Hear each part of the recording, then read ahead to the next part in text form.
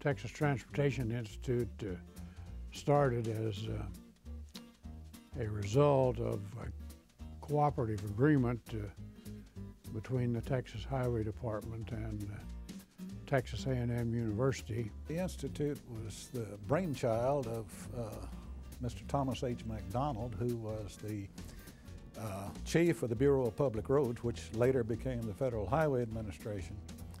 And Mr. McDonald had the idea of creating the Institute and talked to his good friend DeWitt Greer.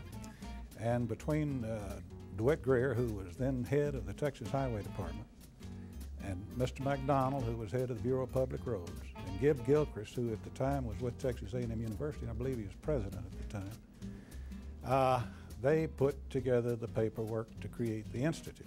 And initially the program was to be purely and simply a research program in which the university would do research work for the Texas Highway Department. I guess it's kind of like having a ship without a captain. It wasn't going in any particular direction until September of 1955, when they appointed Fred Benson as the first director.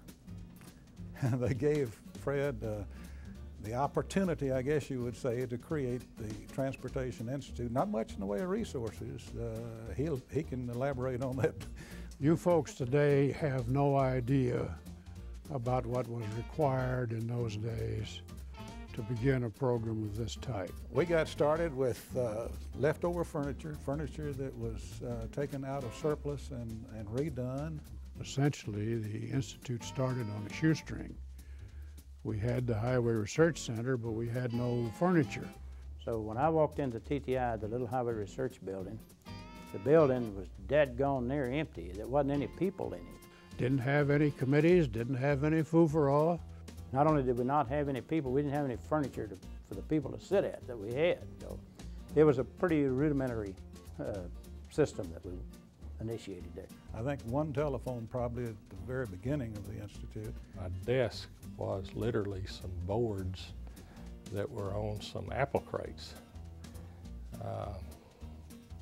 I'm not sure that's actually really the truth, but I do know that the bookshelves were made of concrete blocks and boards.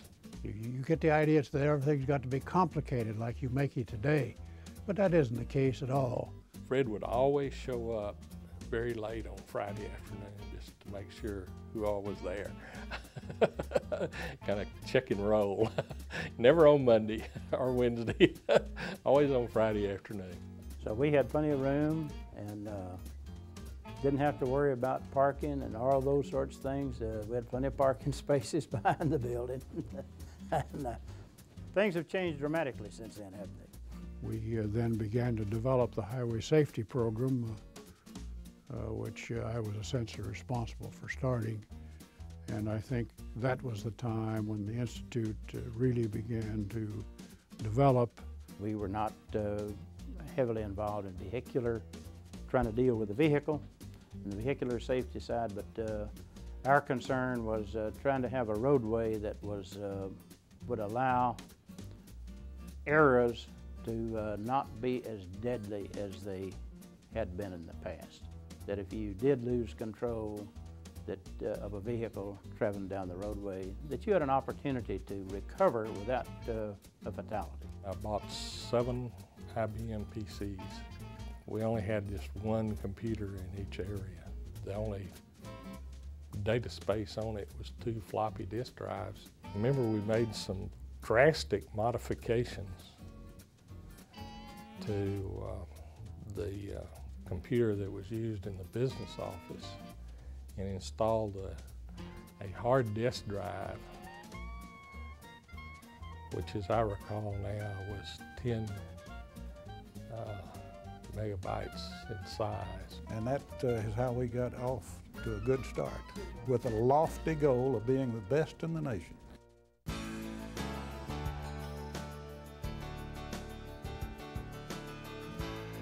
You know, there's some thoughts that if you've got enough communications, you wouldn't need to have transportation. I don't believe that's true. In fact, in many cases, having better communications leads to more travel, not less.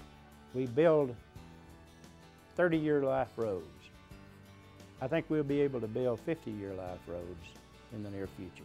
We are going to see the face of transportation change very significantly. This whole area of computers, communications, information, and control in real time is having and will continue to have revolutionary impacts on transportation. A continuation, basically, of what we're doing now in this whole area of trying to do more with less. We can substitute some technology for concrete and asphalt, but we can't substitute it for all of it. The thing that makes TTI so special is the large, extensive, and very competent staff that it has. We're committed to producing the highest quality workforce for transportation of the future. That provides a special challenge for whoever comes next. Sure does.